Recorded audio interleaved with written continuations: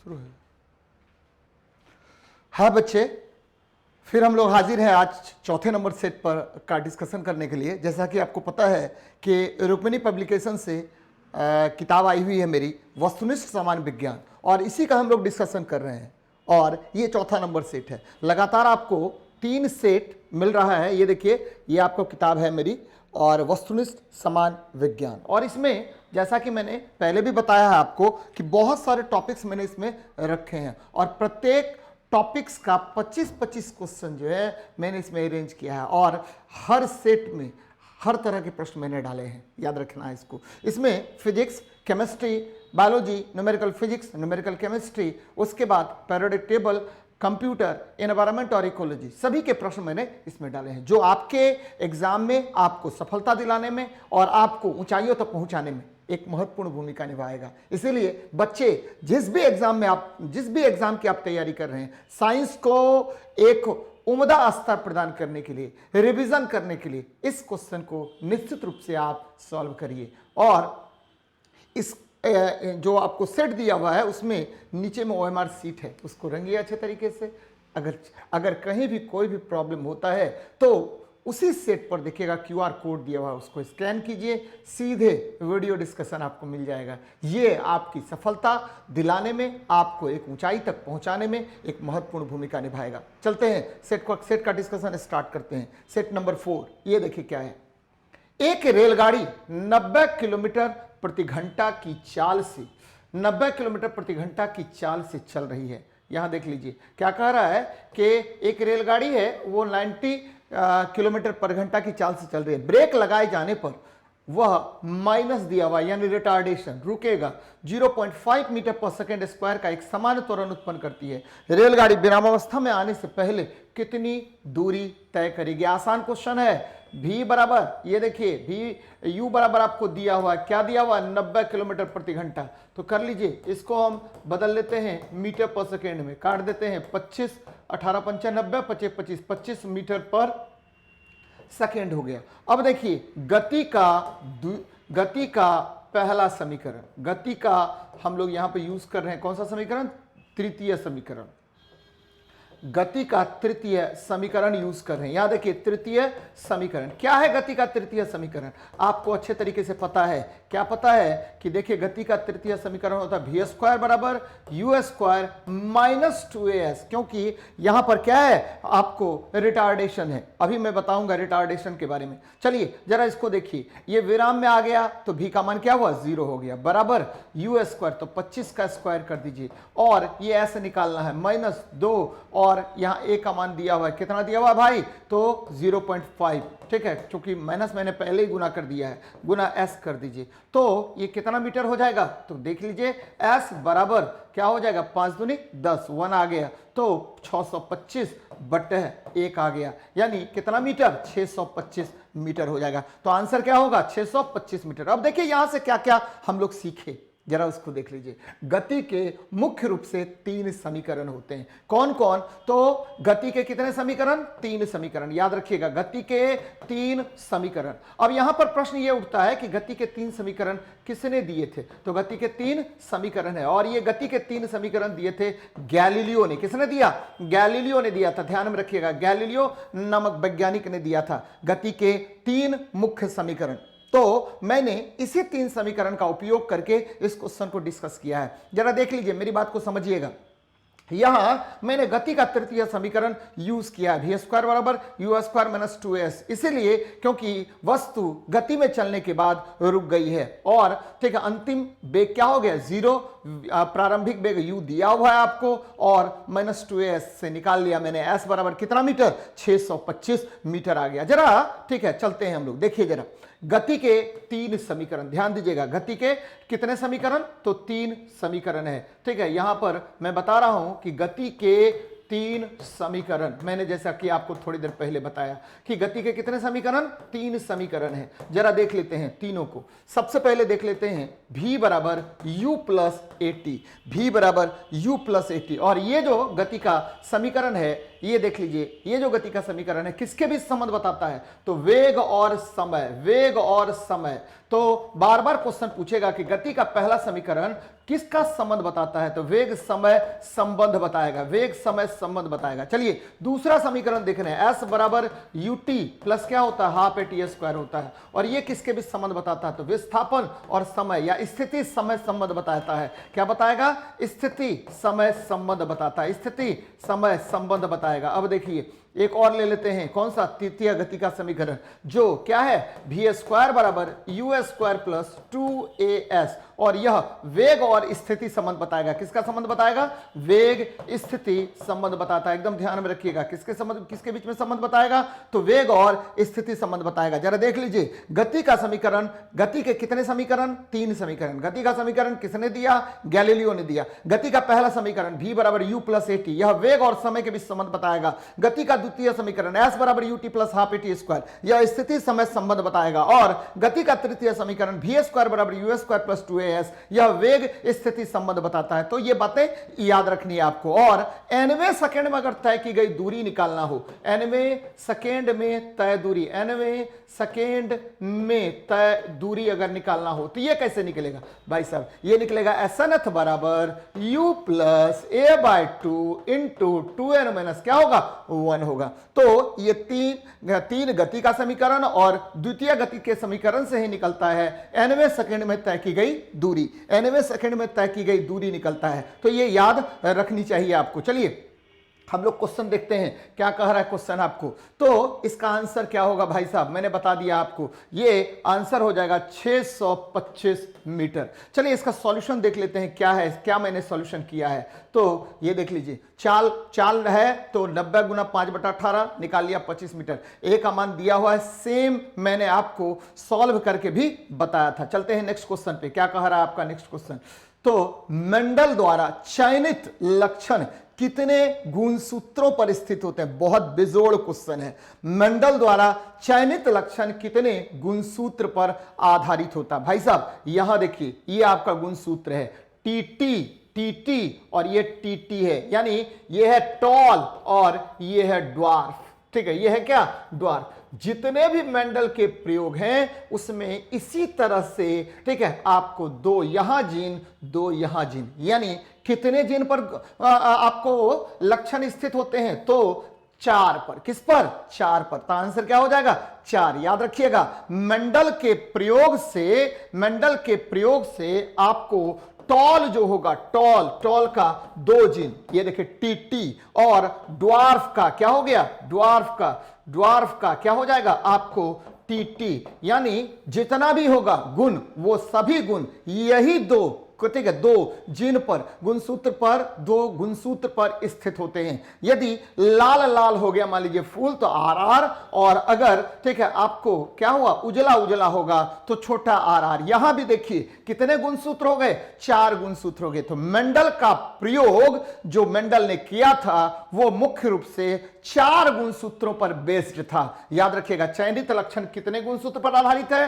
तो 4 गुणसूत्र पर आधारित है। जरा मेरी बात को समझिएगा, मेंडल ने 7 आपको पीक के पौधे के विभिन्न लक्षणों पर प्रयोग किया था। ध्यान में रखिएगा, कितने पौधों का चयन किया था उन्होंने? तो ठीक है, 7 विभिन्न लक्षणों वाले पौधों का चयन मेंडल ने किया था। तो गुणसूत्र अगर पूछेगा तो 4, अगर बोलेगा कि मेंडल ने कितने ठीक है लक्षणों वाले, ठीक है, मटर के पौधों का चयन कर अपने प्रयोग को सफल बनाया, अगर ऐसा होगा तो 7 हो जाएगा। लेकिन क्रोमोसोम के विषय में अगर बात करेंगे तो 4 होगा। थोड़ा सा फंसाने वाला क्वेश्चन है। अब देखिए, मेंडल को आनुवांशिकता का जनक यानी आनुवांशिकी का पिता कहा जाता है, और इन्होंने ठीक है मटर के पौधे पर अपना एक्सपेरिमेंट किया, और यह भी मैंने आपको बताया कि 7 प्रकार के उन्होंने पौधों का चयन किया था। यहां देखिए, ये हाइब्रिड क्रॉस है, यानी एकल संकरण है। एकल संकरण में F1 जनरेशन में, ध्यान दीजिएगा, कौन जनरेशन? पहला जो जनरेशन है F1 जनरेशन में कितने?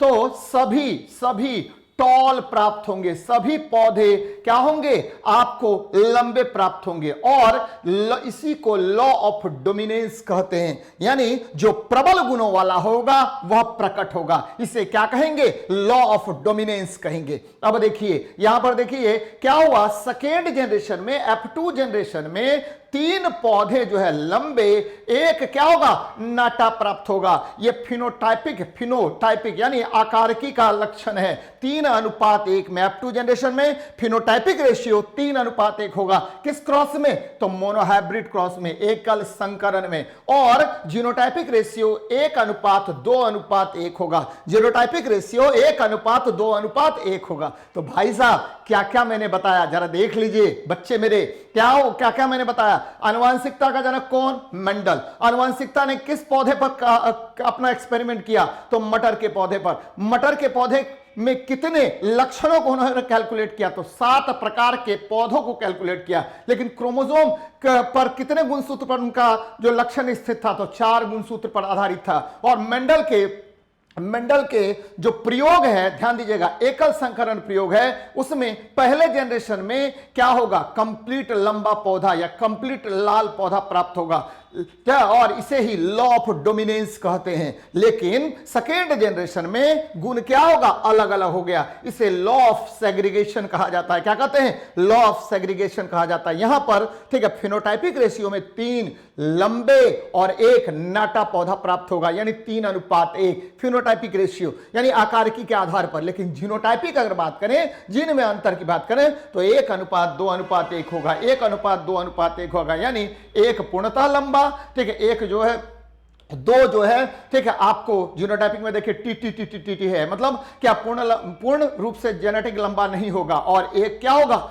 नाटा प्राप्त होगा। 1:2:1 जीनोटाइपिक रेशियो होगा। यह क्वेश्चन बार बार पूछता है कि मोनोहाइब्रिड क्रॉस में F1 जनरेशन में क्या होगा, तो पूर्णतः लंबा, ठीक है। अगर ठीक है आपको मोनोहाइब्रिड क्रॉस में F2 जनरेशन में फिनोटाइपिक रेशियो क्या होगा, 3:1, और जीनोटाइपिक रेशियो क्या होगा, तो 1:2:1 होगा। एकदम गांठ बांध कर रख लीजिए, क्वेश्चन पूछना तय है, पूछेगा ही पूछेगा ये क्वेश्चन, ठीक है। चलिए, तो इसमें मैंने क्या और करके रखा है, जरा देख लीजिए, ठीक है। ये देखिए, मेंडल द्वारा चयनित लक्षण 4 गुणसूत्रों पर स्थित होता है, और ठीक है 4 गुणसूत्रों पर स्थित होता है। मेंडल ने मटर के पौधों पर कार्य किया। मेंडल ने मटर के पौधों के 7 लक्षणों का अध्ययन किया। मेंडल के मोनोहाइब्रिड क्रॉस में ये देखिए लंबा लंबा और कंप्लीटली 100% संकर लंबा प्राप्त हुआ, और F2 जनरेशन में यही बात मैंने वहां भी डिस्कस किया है। चलिए आगे बढ़ते हैं, नेक्स्ट क्वेश्चन को देखते हैं क्या कह रहा है। ये देखिए, जिन द्वारा नियंत्रित होता है, क्या नियंत्रित होगा भाई जी, जिन द्वारा, ठीक है, दोनों चीजों का नियंत्रण होता है। पहला, ठीक है, प्रोटीन संश्लेषण भी होगा और आनुवंशिकता का भी नियंत्रण होगा, यानी दोनों चीज का नियंत्रण होगा। आपको पिछले भी सेट्स में मैंने बताया है कि देखिए, जिन जो है दोनों चीजों को कंट्रोल करेगा। एक तो जिन जो है वह, ठीक है, प्रोटीन संश्लेषण तो करेगा ही करेगा, साथ में नियंत्रित करेगा आनुवंशिकता को भी। चलिए, तो यहां देख लीजिए क्या मैंने किया है। ये देखिए डीएनए है, डीएनए ट्रांसक्रिप्शन करेगा, ध्यान दीजिएगा, डीएनए ट्रांसक्रिप्शन करेगा तो आरएनए बन गया, और आरएनए से वह एमआरएनए बना लिया। एमआरएनए, ठीक है, एमआरएनए ट्रांसलेशन प्रक्रिया के द्वारा किसका निर्माण करेगा, प्रोटीन का निर्माण करेगा। फिर से प्रक्रिया देख रहे हैं, देखिए डीएनए ट्रांसक्रिप्शन हुआ, आरएनए बना लिया, और ठीक है आपको आरएनए से बन गया कौन, मैसेंजर आरएनए। क्योंकि आपको पता है कि आरएनए जो है राइबोन्यूक्लिक एसिड होता है, आरएनए जो है राइबोन्यूक्लिक एसिड होता है, और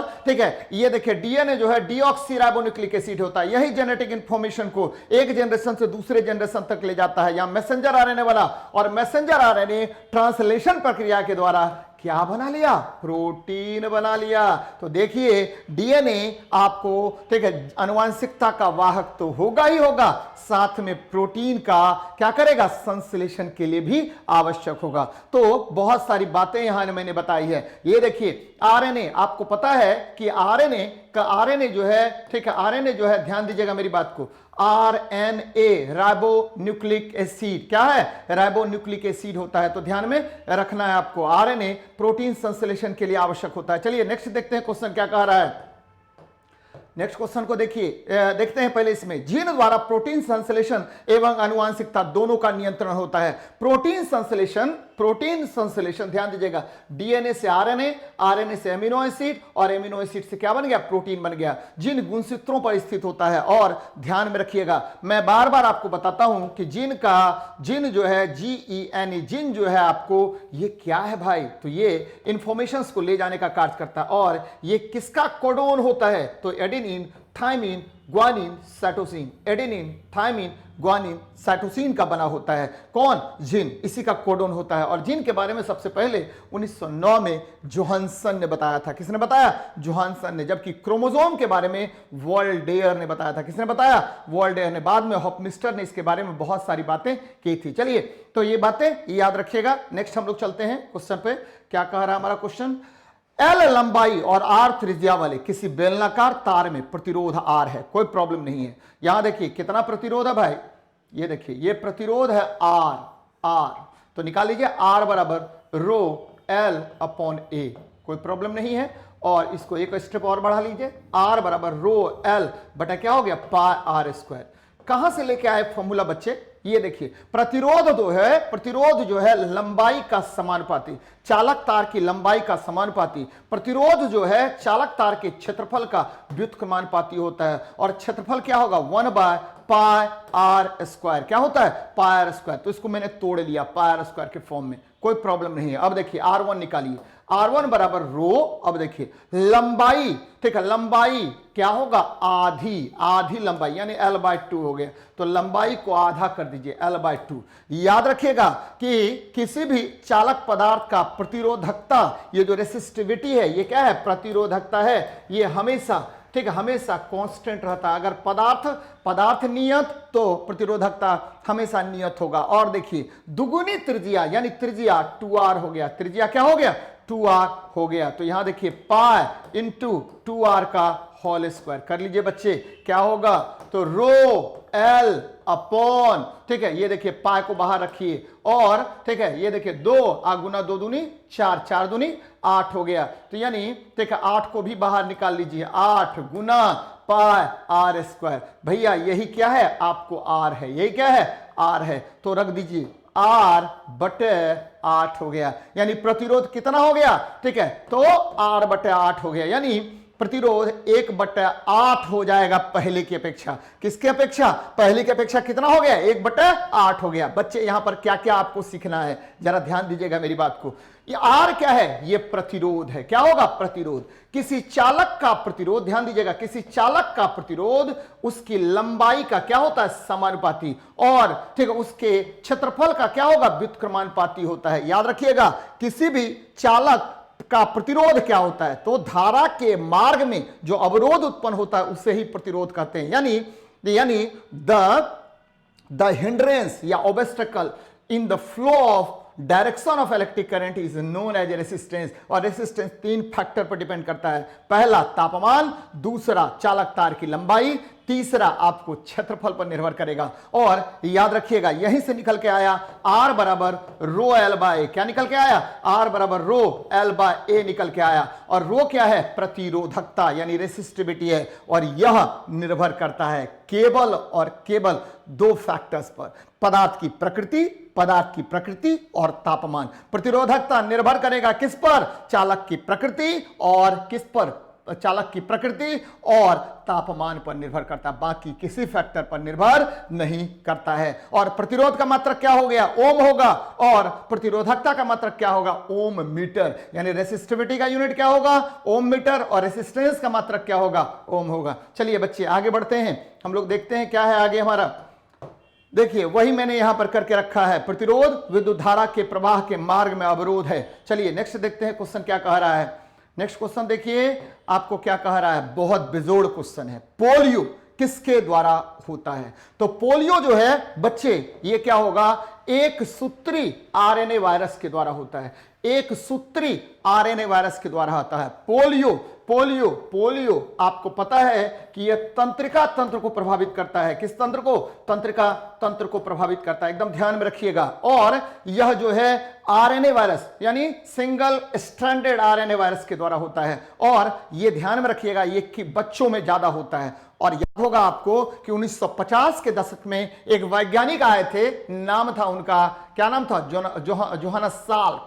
इन्होंने आपको पोलियो वैक्सीन का निर्माण किया था। और उसके बाद कुछ ही दिन के बाद आपको पोलियो ड्रॉप्स आ गया, सेबीन ने। किसने किया था? पोलियो ड्रॉप्स, सेबीन ने। तो आपको ध्यान में रखना है कि पोलियो जो है प्रायः बच्चों में होता है, और यह जो है पॉलीमिलाइटिस वायरस से होता है। यह वायरस जो है सिंगल स्ट्रैंडेड आरएनए वायरस होता है। और यह ध्यान में रखिए कि यह तंत्रिका तंत्र को प्रभावित करता है और आपके शरीर में तरह तरह की विकृति उत्पन्न हो जाएगी। और यह ध्यान में रखना है कि इसके लिए पोलियो वैक्सीन का निर्माण किया था सॉल्क ने, और पोलियो ड्रॉप्स का निर्माण किया था किसने? तो सेबीन नामक वैज्ञानिक ने। अब यहां देखते हैं, बहुत सारे आपको मैंने यहां वायरल डिजीज के विषय में लिखा है। ये थोड़ा थोड़ा आपको दिख रहा होगा, लेकिन मैं आपको बताता चलता हूं। इन्फ्लुएंजा किसके द्वारा? तो वायरल डिजीज है। फिर देखिए, आपको पता है होगा कि हेमरेजिक डिजीज किसके द्वारा होगा? तो वो हेमरेजिक डिजीज यानी आपका जो ब्रेन हेमरेज होता है वो किसके द्वारा होगा? तो वायरल डिजीज होता है। फिर देखिए स्वाइन पॉक्स, ठीक है, उसके बाद स्वाइन वायरस, ठीक है। फिर देखिए आपको ये जो है बहुत सारे आपको रोग जो है किसके द्वारा होता है? फुट एंड माउथ डिजीज मैं पढ़ा चुका हूं आपको, ये किसके द्वारा होगा? तो ये सारे वायरल डिजीज हैं। एंथ्रैक्स किसके द्वारा? तो बैक्टीरिया के कारण होता है, ठीक है। फिर देखिए प्लेग किसके कारण? बैक्टीरिया के कारण होता है। सैल्मोनेलासिस किसके कारण? बैक्टीरिया के कारण होता है। लेप्टोस्पायरोसिस किसके कारण? बैक्टीरिया के कारण होता है। तो जो मैंने आपको बताया है वो ध्यान में आप रखिए। अब देखिए वायरल डिजीज में आपको कुछ बहुत इंपॉर्टेंट बातें याद रखनी है। सबसे पहली बात, एड्स किसके द्वारा? तो वायरस के कारण, ठीक है। सर्दी खांसी जुकाम किसके कारण? तो वायरस के कारण होगा। अभी कोरोना वायरस किसके कारण? कोरोना जो कोविड-19 अभी चल रहा पूरे विश्व में महामारी,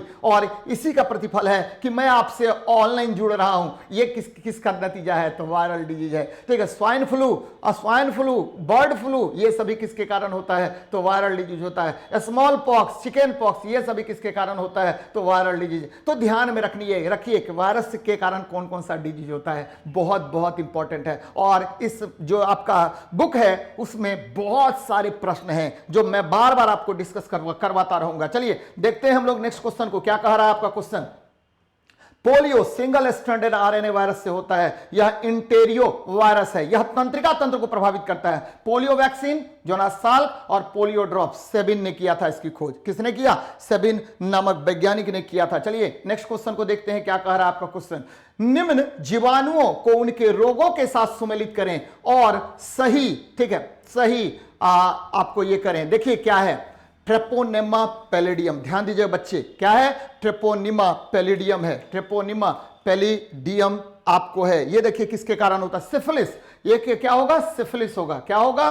सिफिलिस। ट्रेपोनिमा पैलिडियम में सिफिलिस होता है और ये यौन रोग है। एकदम ध्यान में रखिएगा, कौन सा रोग है? यौन रोग होता है। फिर देखिए यार्सिना पेस्टिस, इसके द्वारा प्लेग होता है। क्या होगा? प्लेग, जीवाणु जनित रोग है। फिर देखिए बैसिलस एंथ्रेसिस, इसके द्वारा एंथ्रैक्स रोग होता है। और विब्रियो कोलेरी हो गया। विब्रियो के द्वारा क्या होगा? कोलेरी रोग होगा, यानी डायरिया है। एक तरह से क्या है? डायरिया है। तो ए का 3 नंबर, ए का 3 नंबर, ध्यान दीजिए, ए का 3 नंबर। तो आंसर हो गया कौन सा? तो बी नंबर आंसर होगा। यहां पर मेरी बात को समझिएगा कि ट्रेपोनेमा पैलिडियम जो है वो सिफिलिस रोग होता है और ये यौन रोग है। क्या है? यौन रोग है। और प्लेग, आपको पता है कि प्लेग जो है जीवाणु जनित रोग है। एंथ्रैक्स अभी थोड़ी देर पहले मैंने बताया था, जीवाणु जनित रोग है। और कोलेरा ये भी क्या है? आपको ध्यान में रखिए, विब्रियो के द्वारा होता है। किसके द्वारा होगा? विब्रियो के द्वारा होता है। बार बार आपसे क्वेश्चन पूछेगा कि यौन जनित रोग में, ठीक है, सबसे प्रमुख कौन है? तो सिफिलिस,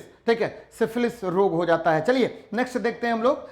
इसी में क्या किया है मैंने, तो उसी को मैंने लिखा है यहां पर। चलिए नेक्स्ट क्वेश्चन को देखते हैं क्या कह रहा है। यदि किसी लवण का पीएच मान, बहुत इंपॉर्टेंट क्वेश्चन है, यदि किसी लवण का पीएच मान 0 है तो वह क्या होगा? भाई साहब लवण है, तो लवण कैसे बनता है? तो अम्ल और क्षारक की अभिक्रिया के द्वारा लवण का निर्माण होता है। यानी जब एसिड और बेसिस आपस में रिएक्ट करेगा तो क्या बनेगा, सॉल्ट और वाटर का निर्माण होगा। सॉल्ट और क्या होगा, वाटर का निर्माण होगा। अम्ल और क्षारक जब अभिक्रिया करता है तो क्या बनेगा, लवण बनेगा। ध्यान में रखिएगा, जब स्ट्रॉन्ग एसिड, कौन सा एसिड, स्ट्रॉन्ग एसिड और वीक बेस, जब स्ट्रॉन्ग एसिड यानी सशक्त अम्ल और कमजोर क्षारक आपस में अभिक्रिया करता है तो अम्लीय लवण का निर्माण होता है। कौन सा लवण, अम्लीय लवण का निर्माण होगा। और यही आपके क्वेश्चन का आंसर हो गया। यानी यदि किसी लवण का पीएच मान 0 होगा यानी वह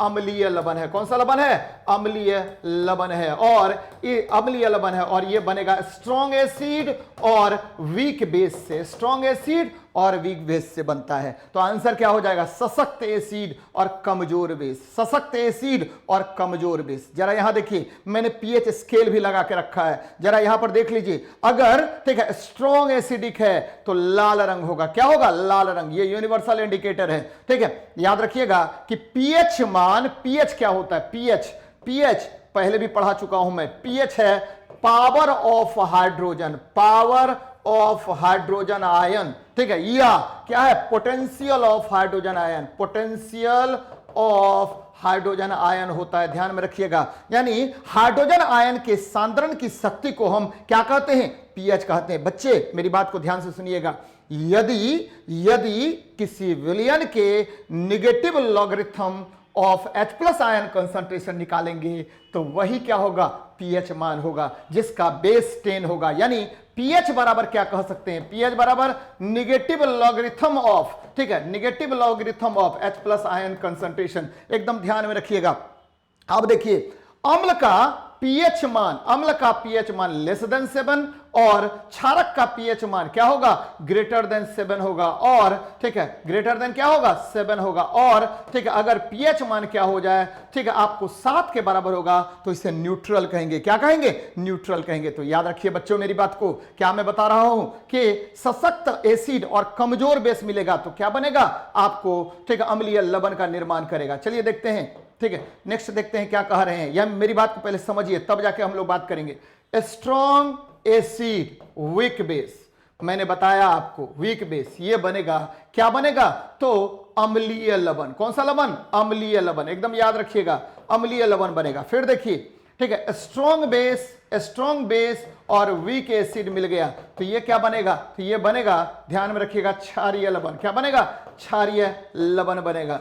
अब देखिए बार बार आपसे क्वेश्चन पूछेगा कि स्ट्रॉन्ग एसिड और स्ट्रॉन्ग बेस अगर बन गया तो ये क्या बनेगा, तो ये बनेगा स्ट्रॉन्ग एसिड और स्ट्रॉन्ग बेस, सामान्य लवण बनेगा। कौन सा लवण बनेगा, सामान्य लवण बनेगा, यानी जनरल सॉल्ट बनेगा। और ये देख लीजिए जनरल सॉल्ट, ये बार बार क्वेश्चन पूछता है NaCl कौन सा लवण है, भाई साहब NaCl आपको सामान्य लवण है। यह प्रबल अम्ल और प्रबल क्षारक से बनता है, प्रबल अम्ल और प्रबल क्षारक से बनता है। और ये देखिए आपको क्षारीय लवण क्या होगा, क्षारीय लवण क्या होगा, NaOH CO3, sodium hydroxide carbonate हो गया। ये देखिए ये हो गया क्षारीय लवण। और ये देखिए NaHCO3, ये क्या होगा, अम्लीय लवण होगा, जिसमें कम से कम एक हाइड्रोजन आयन अवश्य हो, उसे हम क्या कहते हैं, अम्लीय लवण कहते हैं। तो मेरी बात समझिएगा। अब देखिए दो सामान्य लवण अगर मिल जाएगा, दो सामान्य लवण अगर मिलेगा तो उसे हम द्विक लवण बोलते हैं। यानी ऐसा लवण जो दो सामान्य लवण से मिलकर के बनता है उसे द्विक लवण कहा जाता है। तो वह लवण जो दो सामान्य लवणों के मिलने से बनता है उसे हम द्विक लवण कहते हैं, डबल सॉल्ट बोलेंगे। तो भाई साहब एकदम ध्यान में रखिएगा, यदि किसी लवण का पीएच मान 0 है तो वो सशक्त एसिड और कमजोर बेस से बनता है। अम्ल और क्षारक ठीक जब आपस में अभिक्रिया करता है तो लवण तथा जल का निर्माण होता है। यह भी ध्यान में रखिएगा, आपको शायद कंसेप्ट क्लियर हो गया होगा। स्ट्रॉन्ग एसिड वीक बेस अम्लीय लवण, स्ट्रॉन्ग बेस वीक एसिड क्षारीय लवण, और दोनों स्ट्रॉन्ग होगा तो सामान्य लवण। और दो सामान्य लवणों के मिलने से क्या बनेगा, तो दो सामान्य लवणों के मिलने से द्विक लवण का निर्माण होता है। जैसे पोटास एलम, पोटास एलम क्या होगा, K2SO4 × Al2SO4 होल 3 × 24H2O, यह जो है आपको द्विक लवण है। चलिए आगे बढ़ते हैं, नेक्स्ट क्वेश्चन को देखते हैं क्या कह रहा है। साधारण नमक के 6 ग्राम, ठीक है 6 ग्राम, यहां देखिए साधारण नमक के 6 ग्राम और इतना, ठीक है। जल में विलय है तो जल की घुलनशीलता निकालिए। यहां देखिए जल की घुलनशीलता कितना है, घुलनशीलता प्रतिशत निकालना है, घुलनशीलता प्रतिशत निकालिए। घुलनशीलता प्रतिशत क्या हो जाएगा, तो ठीक है, नमक की मात्रा यानी विलय की मात्रा, विलय की मात्रा बटे क्या होगा, जल की मात्रा। क्या कर दीजिए, विलय की मात्रा यानी ठीक है अमाउंट ऑफ सॉल्यूट बटे क्या हो जाएगा आपको, अमाउंट ऑफ सॉल्यूशन कर दीजिए या अमाउंट ऑफ वाटर कर दीजिए, यानी जल की मात्रा कर दीजिए, जल की मात्रा।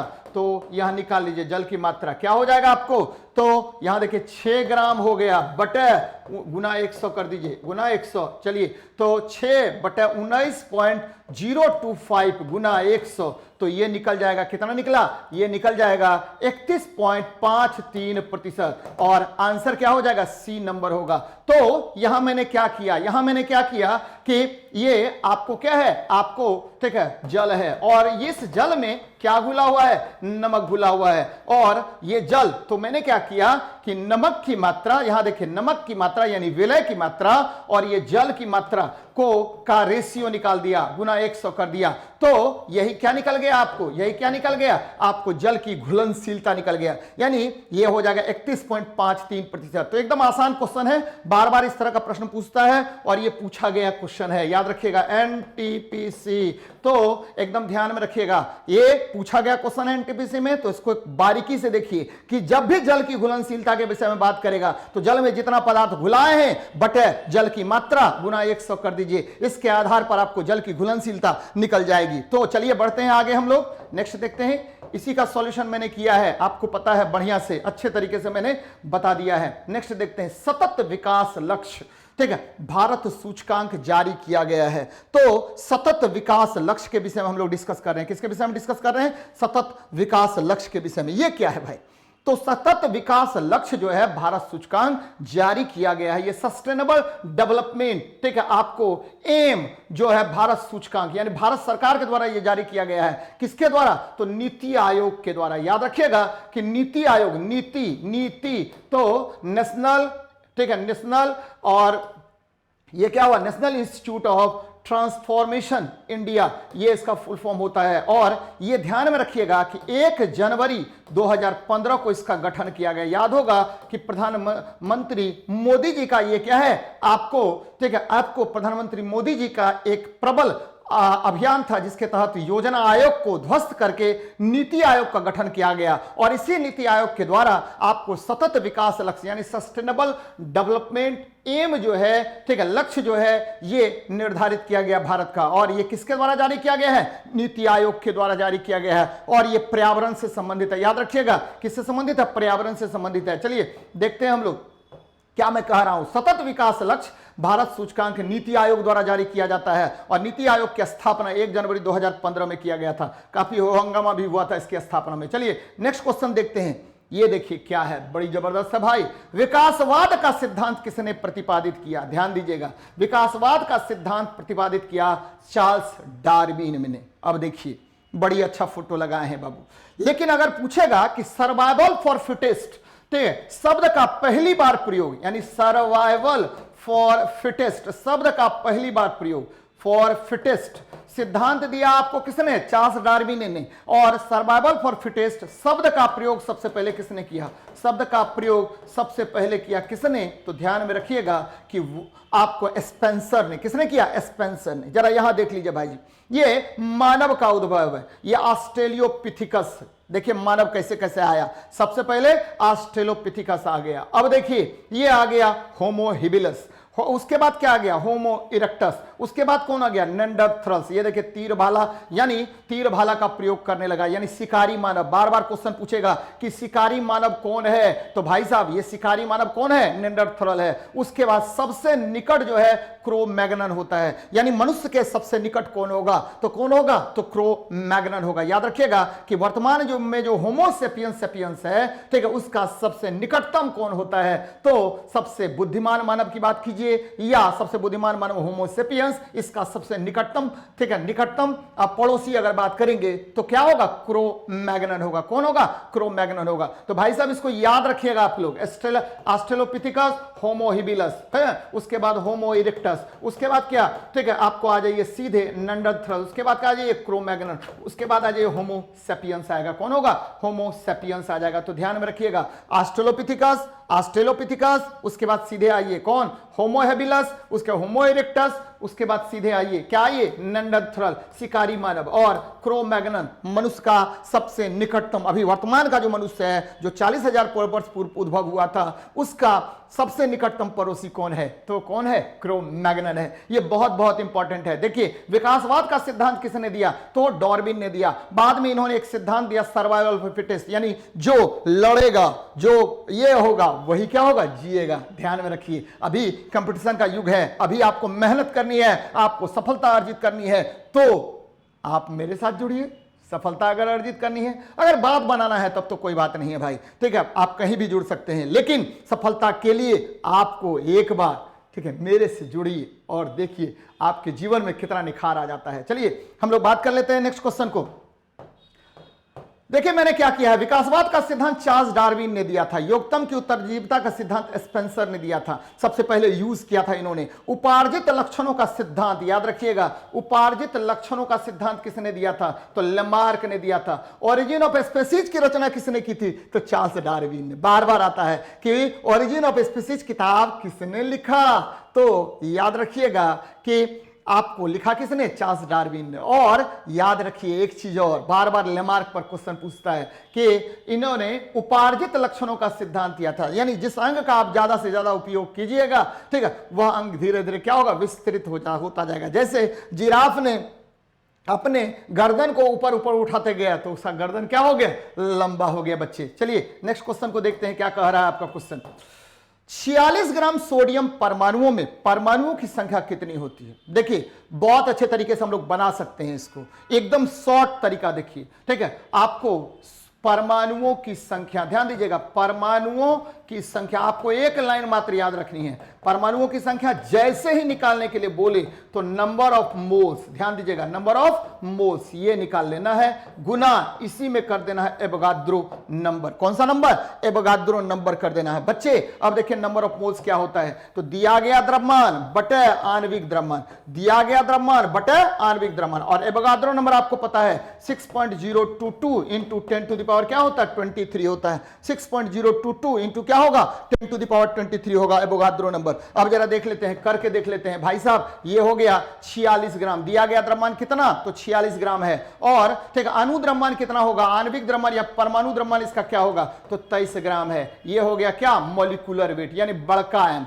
मॉलिक्यूलर वेट कितना, तो 23 ग्राम। अब जरा देख लीजिए, ठीक है, ये करते हैं हम लोग 46 बटे 23 गुना, डायरेक्ट निकल गया 6.022 इंटू 10 टू द पावर 23। अब देखिए गुना भागा कर लीजिए कि निकल जाएगा, क्या हो जाएगा, 23 दूनी 46, 12.044 गुना 10 टू द पावर 23। एक सेकेंड में निकल गया आपका आंसर, यानी बी नंबर आंसर होगा। अब यहां पर दो तीन बातें ध्यान में रखिए। सोडियम, सोडियम क्षार धातु है। सोडियम कौन सा धातु, क्षार धातु है, एकदम याद रखिएगा, कौन सा धातु है, क्षार धातु है। और परमाणु क्या होता है, तो परमाणु तत्व का सबसे छोटा कण होता है। और परमाणु का सिद्धांत सबसे पहले किसने दिया, परमाणु के बारे में सबसे पहले कन्नाद मुनि ने बताया था, लेकिन परमाणु सिद्धांत सबसे पहले जॉन डाल्टन ने दिया था। किसने दिया, जॉन डाल्टन ने दिया था, याद रखिएगा इसको। और मेरी बात को समझिएगा, एवोगाद्रो नंबर क्या होता है, Na, एवोगाद्रो नंबर मैं यूज कर रहा हूं, किसी पदार्थ के एक मोल में अणुओं, परमाणुओं या आयनों की संख्या नियत होती है, और इसे ही एवोगाद्रो नंबर कहते हैं। तो समझ में आ गया होगा। चलिए नेक्स्ट क्वेश्चन को देखते हैं, क्या कह रहा है भाई साहब, वही बातें मैंने यहां लिखी भी है। चलिए देखते हैं नेक्स्ट क्वेश्चन को क्या कह रहा है कि गोल्डीलॉक्स जोन शब्द निम्नलिखित में से किसके संबंध में अक्सर समाचारों में देखा जाता है। देखिए भाई साहब, मैं एक बात आपको कह रहा हूंगा, तुरंत हम लोग केमिस्ट्री के न्यूमेरिकल्स को डिस्कस कर रहे थे और तुरंत आपको आ गए अंतरिक्ष में।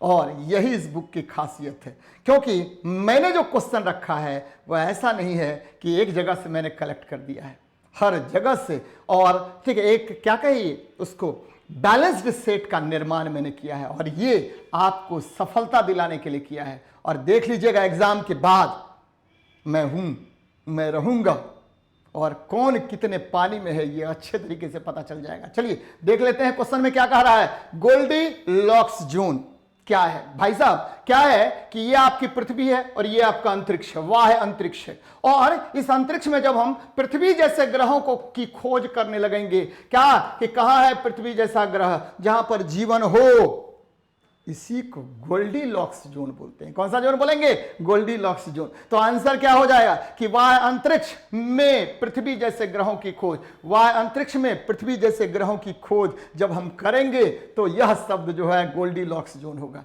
अब थोड़ा सा पृथ्वी के विषय में चलते हैं। क्या है पृथ्वी भाई? पृथ्वी है क्या?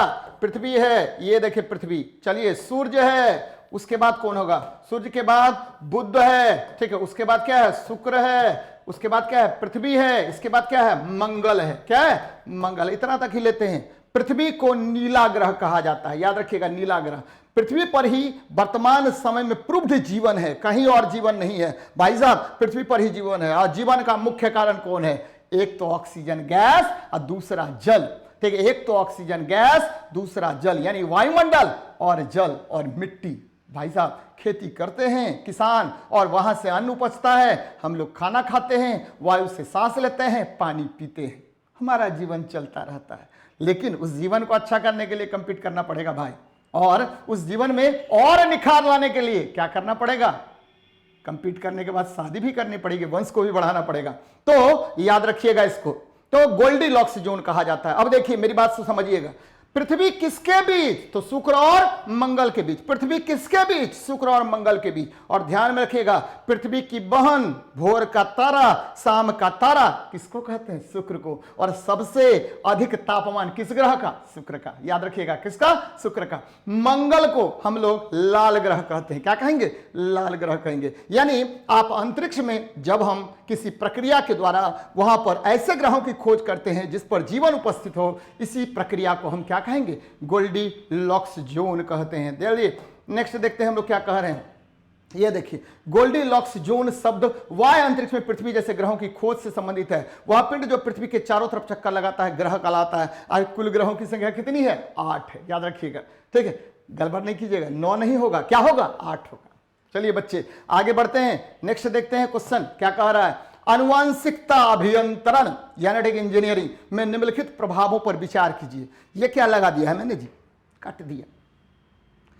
ये डीएनए है। ये क्या है? डीएनए है। और मैंने आपको बताया है कि डीएनए के डबल हेलिक्स मॉडल किसने दिया था? तो ये वाटसन और क्रिक ने दिया था। किसने दिया? वाटसन और क्रिक, वाटसन एंड क्रिक नामक वैज्ञानिक ने दिया था। और ये देखिए, ये जो सीजर का प्रयोग करेंगे, उस सीजर को याद रखिएगा, इसको क्या बोलते हैं? हम लोग बोलते हैं रेस्ट्रिक्टेड इंडोन्यूक्लिएज। क्या बोलेंगे?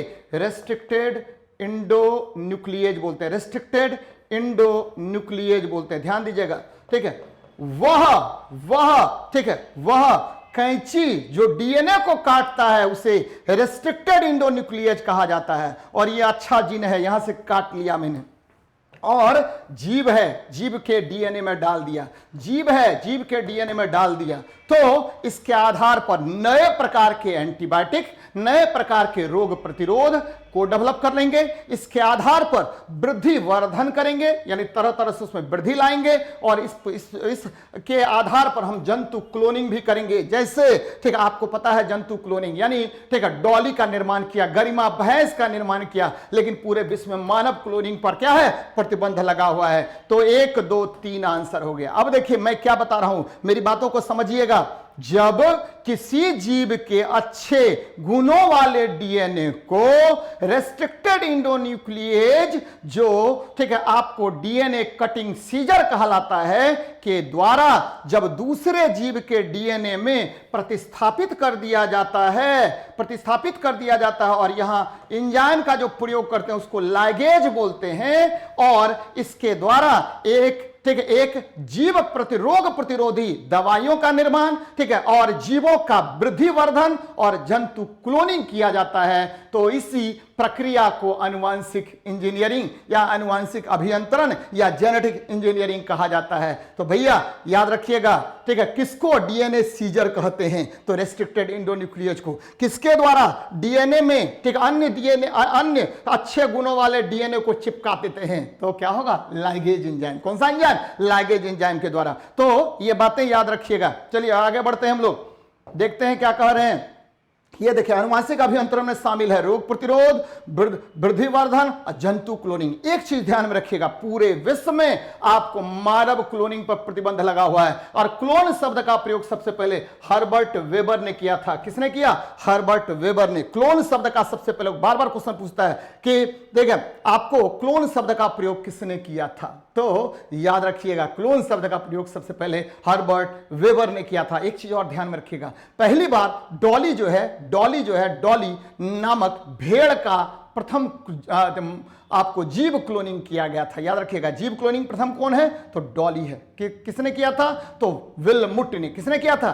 तो विलमुट नामक वैज्ञानिक ने किया। किसने किया था? विलमुट नामक वैज्ञानिक ने किया था। एकदम ध्यान में रखिएगा। भारत में गरिमा भैंस आपका क्लोन किया जा चुका है। चलिए आगे बढ़ते हैं, नेक्स्ट क्वेश्चन को देखते हैं क्या कह रहा है आपका क्वेश्चन।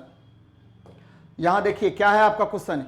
एक पंप जो है, ठीक है, एक पंप आपको 100 केजी पानी 10 सेकंड में 18 मीटर की ऊंचाई तक पहुंचा देता है। तो पंप की शक्ति क्या है? एकदम आसान क्वेश्चन है भैया। क्या है? आसान क्वेश्चन है। पंप की शक्ति, पंप की शक्ति एकदम ध्यान में रखिएगा। और मेरा डिस्कशन अगर आप देख रहे होंगे बच्चे, तो कई बार मैंने बताया है पंप की शक्ति क्या होगा? पोटेंशियल एनर्जी, यानी अस्थैतिक ऊर्जा ऊपर लेके जा रहे हैं। क्या लेके जा रहे हैं? जमीन से ऊपर लेके जा रहे हैं। तो ऊंचाई पर कौन सा एनर्जी? पोटेंशियल एनर्जी होगा।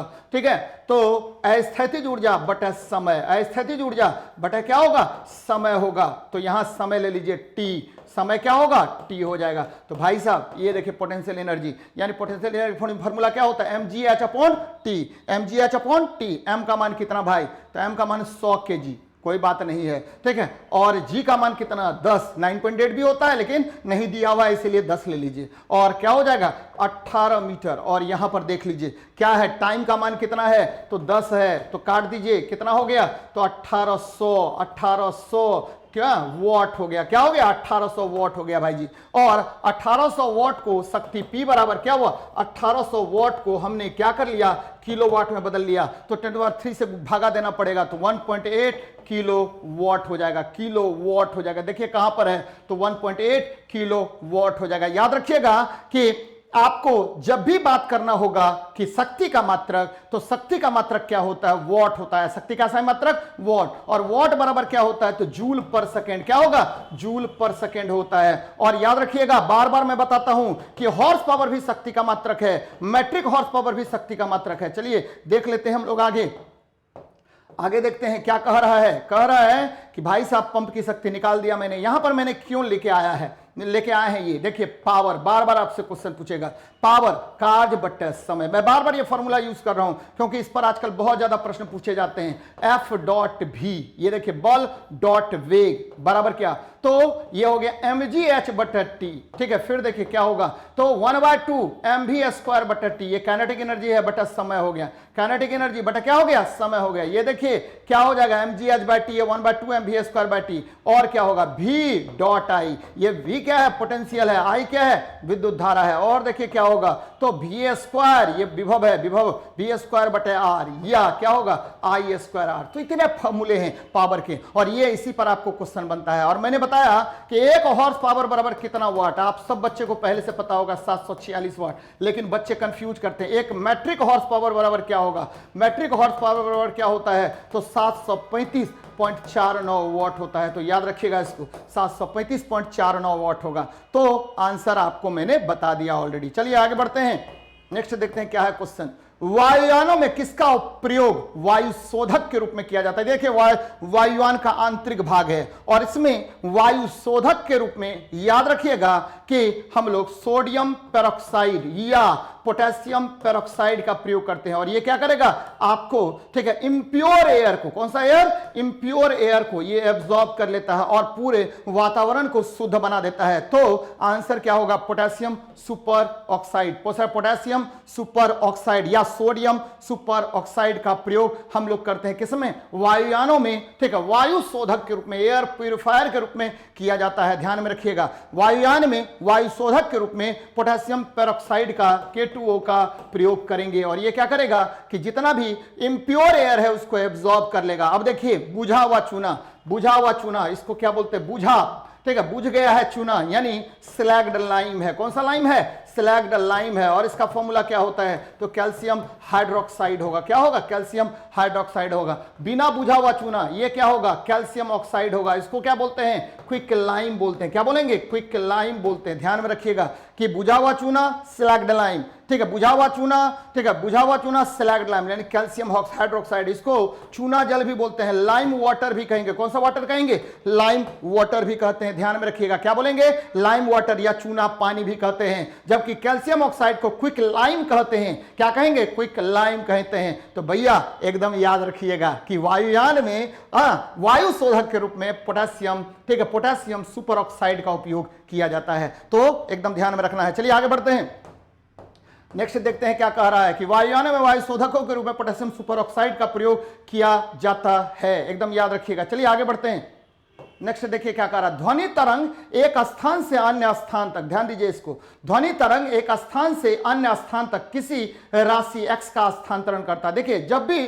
ध्वनि तरंग एक स्थान से दूसरे स्थान तक जाएगा तो यह ऊर्जा का स्थानांतरण करेगा। किसका स्थानांतरण करेगा, ऊर्जा का स्थानांतरण करेगा। ये देखिए यहां से यहां गया, यहां से यहां गया, यहां से यहां गया, तो ये किसका स्थानांतरण करता है, ऊर्जा का स्थानांतरण करता है। यानी ठीक है, sound waves when goes from one point to another point then it trans क्या करेगा, ट्रांसमिशन करेगा। किसका, तो एनर्जी का ट्रांसमिशन करेगा। अब यहां पर आंसर क्या हो गया, आपको डी हो गया। याद रखिएगा कि ध्वनि ऊर्जा का ही एक रूप है। किसका रूप है, ऊर्जा का ही एक रूप है। चलिए ध्वनि, जैसे ही ध्वनि के विषय में हम बात कर लें तो ध्वनि मतलब साउंड, ध्वनि मतलब क्या हुआ, साउंड हो गया। और साउंड की जब भी हम लोग बात करते हैं तो मेरी बात को समझिएगा, ध्वनि या साउंड जब भी बात करेंगे तो ये कौन सा तरंग होगा, तो अनुदैर्ध्य तरंग। कौन सा तरंग है, अनुदैर्ध्य यानी लॉन्गिट्यूडिनल वेव है। ध्वनि आपको पता है कि ध्वनि किसके अनुसार, तो न्यूटन के अनुसार माध्यम से जब गमन करता है तो यह समतापिक परिवर्तन है। ये गलत हो गया, समतापिक परिवर्तन है यानी आइसोथर्मल चेंज है, जो बाद में समतापिक परिवर्तन है। याद रखना है आपको कि न्यूटन के अनुसार जब माध्यम से ध्वनि गुजरती है तो यह समतापिक परिवर्तन है, जो गलत हो गया बाद में। और लेकिन बाद में आपको इसी को शुद्ध किया किसने, लाप्लास ने। लाप्लास के अनुसार जब माध्यम से ध्वनि गुजरती है तो यह क्या होता है, रुद्धोष्म परिवर्तन यानी एडियाबेटिक चेंज होता है। कौन सा परिवर्तन होगा, रुद्धोष्म परिवर्तन होगा यानी एडियाबेटिक चेंज होगा। और एडियाबेटिक चेंज में क्या होता है, तो देखिए एडियाबेटिक चेंज में होगा तापमान तो नियत नहीं रहेगा लेकिन उष्मा नियत रहेगा। तो तापमान तो नियत नहीं रहेगा लेकिन उष्मा क्या होगा, नियत रहता है। तो याद रखिएगा इसको, जब भी माध्यम से ध्वनि गमन करेगा तो यह परिवर्तन कौन सा परिवर्तन होता है, तो रुद्धोष्म परिवर्तन होता है यानी एडियाबेटिक चेंज होगा। और याद रखिए ध्वनि की चाल Vs बराबर क्या होगा, रूट अंडर गामा पी बटे रो होता है। याद रखिए ध्वनि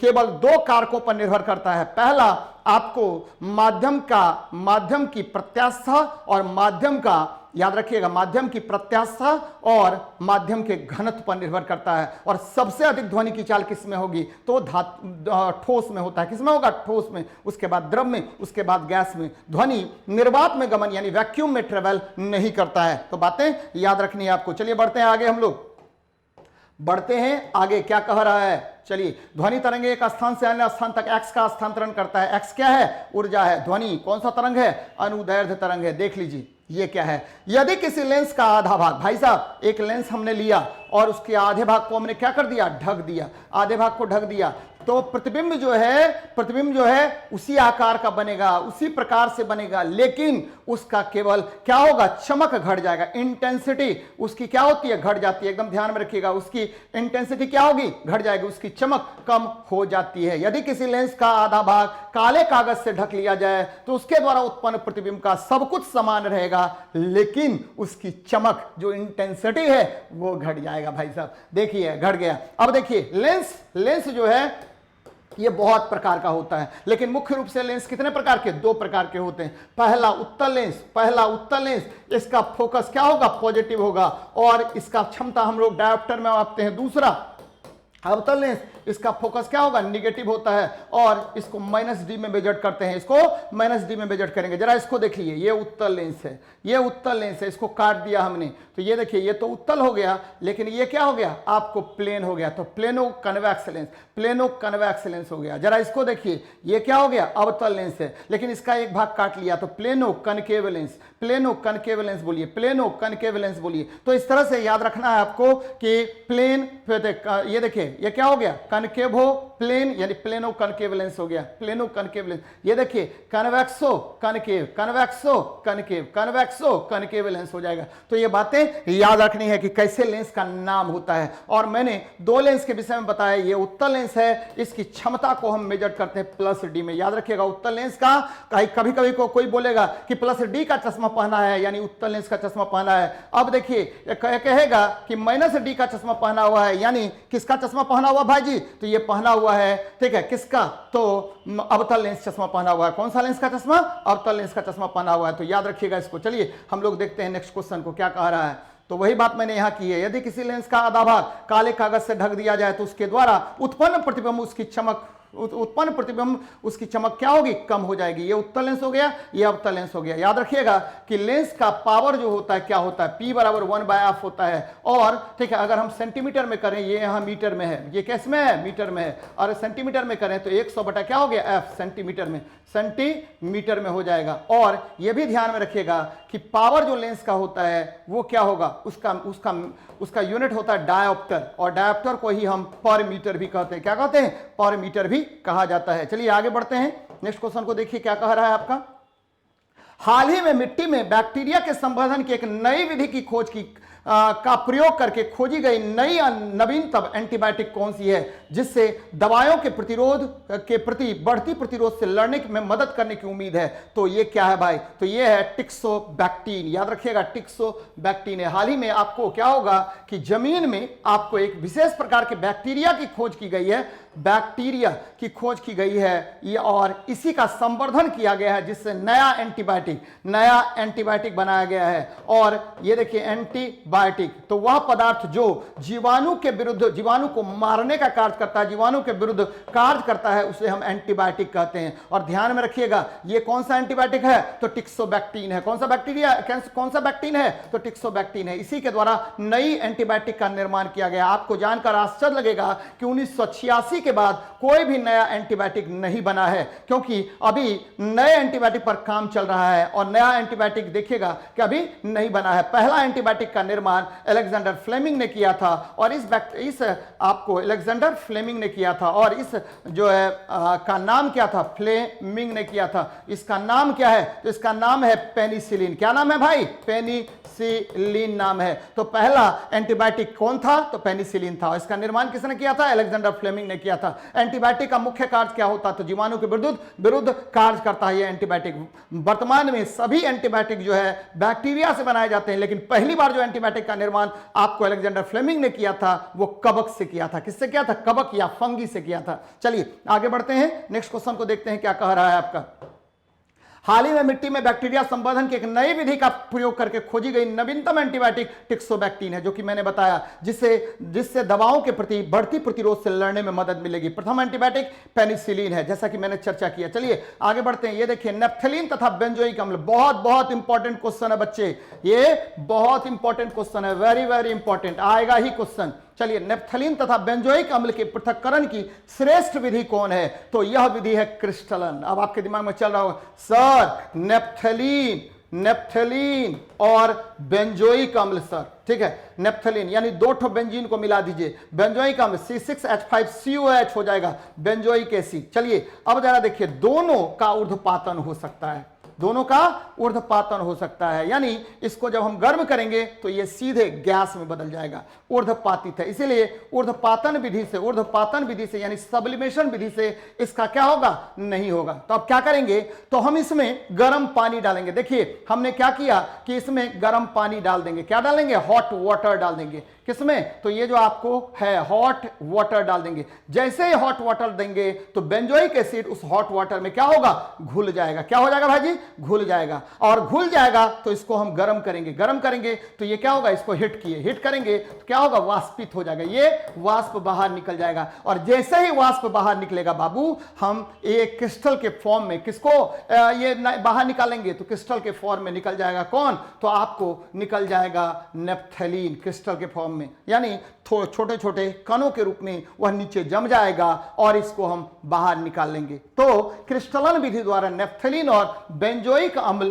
को हम पृथक करते हैं। मेरी बात समझिएगा, मैंने क्या बताया, मैंने बताया कि देखिए नेप्थलीन और बेंजोइक अम्ल जो है दोनों का ऊर्ध्वपातन संभव है। अब हम क्या किए कि नेप्थलीन और बेंजोइक अम्ल पर हमने पानी डाल दिया, गर्म पानी में, हॉट वाटर में बेंजोइक अम्ल घुल जाएगा, उसमें कोई प्रॉब्लम नहीं, घुल गया। अब हम क्या किए कि उसको वाष्पित किए, तो वाष्पित करेंगे तो बेंजोइक अम्ल तो घुला हुआ है पानी के साथ, वह उड़ गया। और ठीक है, उड़ गया, उसको हम संघनन विधि द्वारा बाहर निकालेंगे तो नीचे क्या बचा, आपको छोटे छोटे टुकड़े बचेंगे, किसके, तो नेप्थलीन के। तो यह कौन सा विधि हुआ, क्रिस्टलीकरण करना। कौन सा करना, क्रिस्टलीकरण करना, यानी क्रिस्टलाइजेशन विधि द्वारा नेप्थलीन और बेंजोइक अम्ल का पृथक्करण हम लोग करते हैं। मैंने क्लियर कर दिया आपको कंसेप्ट। चलिए देखते हैं हम लोग क्या कह रहे हैं इसमें। नेप्थलीन तथा बेंजोइक अम्ल के पृथक्करण की श्रेष्ठ विधि क्रिस्टलन है। नेप्थलीन एवं बेंजोइक अम्ल को गर्म जल में डाला जाता है, जहां बेंजोइक अम्ल घुल जाता है। वाष्पीकरण के बाद क्रिस्टलन से नेप्थलीन प्राप्त होता है। और नेप्थलीन आपको पता होगा, ये देखिए ये बेंजीन है और ये इसका स्ट्रक्चर है, ये देखिए ये क्या हो गया, नेप्थलीन हो गया। क्या हो गया, नेप्थलीन हो गया। और देखिए ये बेंजोइक एसिड हो गया, कौन सा एसिड, बेंजोइक एसिड हो गया, ठीक है, COOH ले लीजिए, COOH बेंजोइक एसिड हो गया। तो मैं बार बार आपको बता रहा हूं कि दोनों का ऊर्ध्वपातन हो सकता है। ऊर्ध्वपातन क्या है, सब्लिमेशन क्या है, तो सब्लिमेशन की प्रक्रिया में हम लोग क्या करते हैं कि ठोस को सीधे गर्म करेंगे और वो गैस में बदल जाएगा। अमोनियम क्लोराइड, ठीक है, अमोनियम क्लोराइड यानी नौसादर हो गया। फिर देखिए, ठीक है, आयोडीन, ठीक है, आयोडीन, फिर देखिए ड्राइस, फिर क्या, नेप्थलीन, बेंजीन, एंथ्रासीन, सबका हम लोग क्या कर सकते हैं, ऊर्ध्वपातन कर सकते हैं। चलिए तो ये बातें याद रखिएगा। नेक्स्ट देखते हैं हम लोग क्वेश्चन क्या कह रहा है। पानी का त्रिगुणात्मक बिंदु कौन होता है, तो त्रिगुणात्मक बिंदु देखिए भाई, ये है ठीक है आइस, और ये क्या है, तो ये है वाटर, और ये क्या है, ये है वेपर, तो स्टीम बोलिए। जिस बिंदु पर यह तीनों एग्जिस्ट करेगा उस बिंदु को ट्रिपल पॉइंट ऑफ वाटर कहते हैं, यानी ट्रिपल पॉइंट ऑफ वाटर कहते हैं। वह बिंदु जहां पर तीनों एग्जिस्ट करेगा उस बिंदु को हम लोग क्या कहेंगे, तो ट्रिपल पॉइंट ऑफ वाटर कहते हैं। और ये बिंदु जो है 0.01 डिग्री सेल्सियस या 273.16 केल्विन होता है। 0.01 डिग्री सेल्सियस या 273.16 केल्विन होता है। तो देख लीजिए ये आंसर होगा, कौन सा होगा, वह यह आंसर होगा। क्या मैं बता रहा हूं कि वह बिंदु जहां पर जल के तीनों अवस्थाएं उपस्थित होती हैं उस बिंदु को हम जल का त्रिक बिंदु कहते हैं। भाई साहब मैं बार बार बताता हूं, तो देखिए क्वेश्चन का किस तरह से मैंने फ्रेमिंग किया है, और ये बहुत बहुत इंपॉर्टेंट है आपको सफलता दिलाने में। चलिए देख लेते हैं हम लोग, नेक्स्ट देखते हैं क्या कह रहे हैं। नेक्स्ट क्वेश्चन यही बात है, पानी का त्रिगुणात्मक बिंदु triple point of water 273.16 kelvin या 0.01 डिग्री सेल्सियस होता है, या जल की तीनों अवस्थाएं, यहां जल की तीनों अवस्थाएं पाई जाती हैं। नेक्स्ट देखिए, यदि हम लोलक को, भाई साहब लोलक यानी पेंडुलम को किसी द्रव में डुबो दें तो क्या होगा। जैसे ही द्रव में डुबोएंगे तो यह क्या होगा, लोलक शीघ्र रुक जाएगा, क्योंकि अत्यधिक घर्षण होगा जिसके कारण लोलक क्या होगा, शीघ्र ही रुक जाएगा। अब यहां पर लोलक है यानी पेंडुलम है, भाई साहब ये पेंडुलम है। अगर पेंडुलम की बात करें तो पेंडुलम का आवर्तकाल T बराबर क्या होता है, तो 2π√L/G होता है। याद रखिएगा पेंडुलम का आवर्तकाल दो मुख्य कारकों पर निर्भर करता है। पहला कारक है पेंडुलम की लंबाई और दूसरा है गुरुत्वीय त्वरण। याद रखिएगा पेंडुलम का आवर्तकाल दो मुख्य कारकों पर निर्भर करता है, पहला ठीक है पेंडुलम की लंबाई और दूसरा गुरुत्वीय त्वरण पर। और T बराबर क्या हुआ, 2π√L/G। अब देखिए गर्मी के मौसम में, किस मौसम में, गर्मी में क्या होगा, तो गर्मी में क्या होगा, लंबाई बढ़ जाएगा, आवर्तकाल बढ़ जाएगा और घड़ी क्या होगी, सुस्त हो जाएगी। पेंडुलम घड़ी सुस्त हो जाएगी, एकदम ध्यान में रखिएगा, पेंडुलम घड़ी सुस्त हो जाएगी।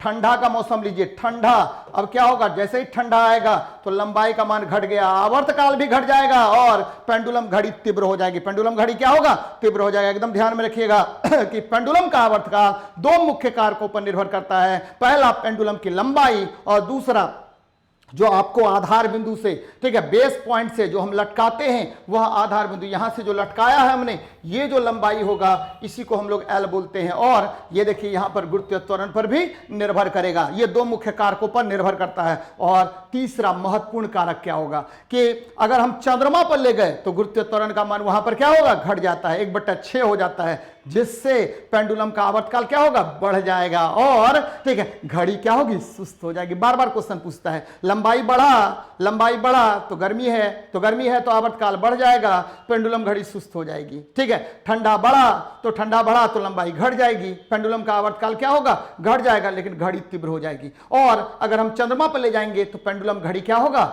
आपको जी के घटने से आवर्तकाल बढ़ जाएगा, जिसके कारण घड़ी सुस्त हो जाएगी। तो ये बातें याद रखिए। चलिए आगे बढ़ते हैं हम लोग, नेक्स्ट देखते हैं क्या कह रहे हैं।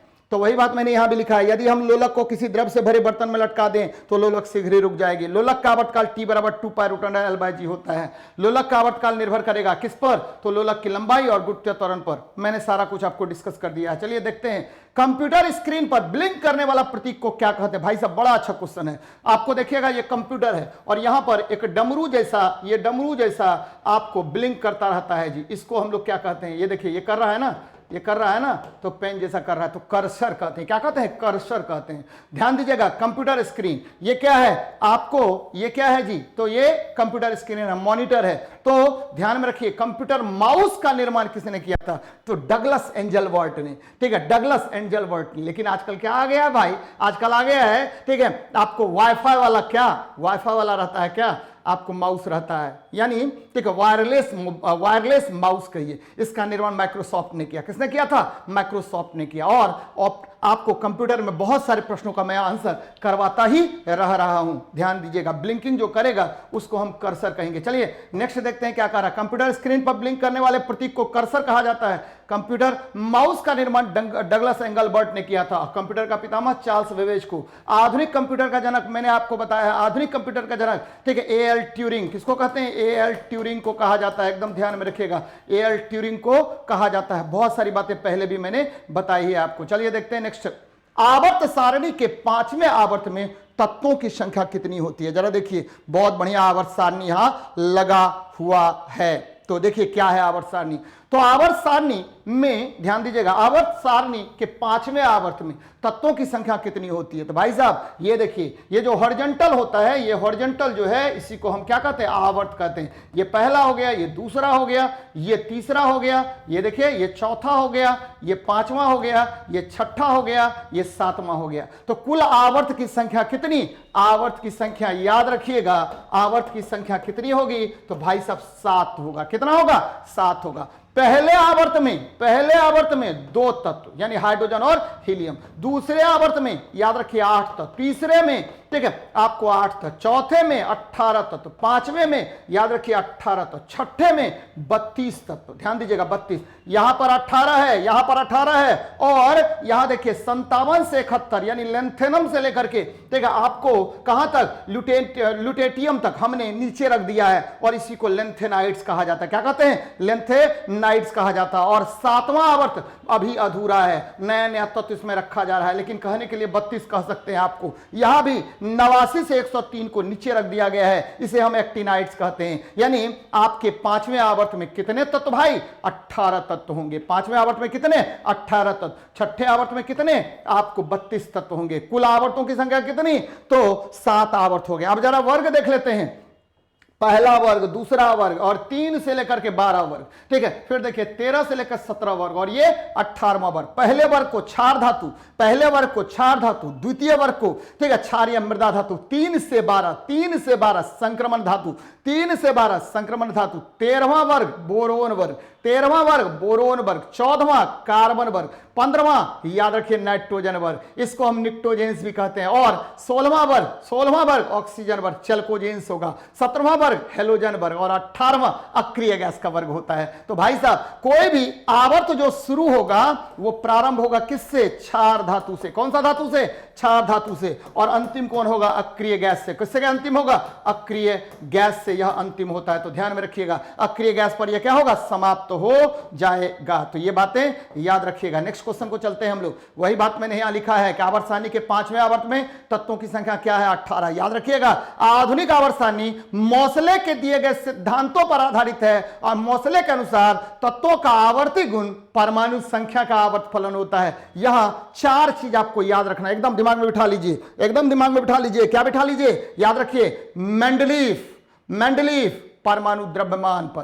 तो मेंडलीफ का आवर्त सारणी किस पर आधारित है? तो परमाणु द्रव्यमान पर। न्यूलैंड अष्टक का नियम दिया, न्यूलैंड अष्टक का नियम दिया, डोबोरिनियर त्रिक नियम दिया, डोबोरिनियर त्रिक नियम दिया, लोथरमेयर एटॉमिक वॉल्यूम पर आधारित, लोथरमेयर एटॉमिक वॉल्यूम पर आधारित। एक तरह से एक सीरीज से करिए, ठीक है। सबसे पहले कौन? डोबोरिनियर त्रिक नियम, डोबोरिनियर त्रिक नियम, ठीक है। मध्यवर्ती तत्व का परमाणु भार अन्य दोनों तत्वों के परमाणु भार का औसत होगा। उसके बाद न्यूलैंड अष्टक नियम, न्यूलैंड अष्टक नियम। फिर देखिए आगे बढ़ते हैं, मेंडलीफ ने क्या दिया? तो मेंडलीफ ने परमाणु द्रव्यमान पर आधारित अपने आवर्त को क्या किया? सजाया। और ठीक है अंत में आते हैं मोसले परमाणु संख्या पर। तो ध्यान में रखिए ये चारों जो मैंने आपको बताया बहुत बहुत इंपॉर्टेंट है। और एक बीच में लोथर मेयर भी मैंने किया था, एटॉमिक वॉल्यूम यानी परमाणु आयतन पर आधारित इन्होंने बनाया था। चलिए तो ये बातें याद रखिएगा।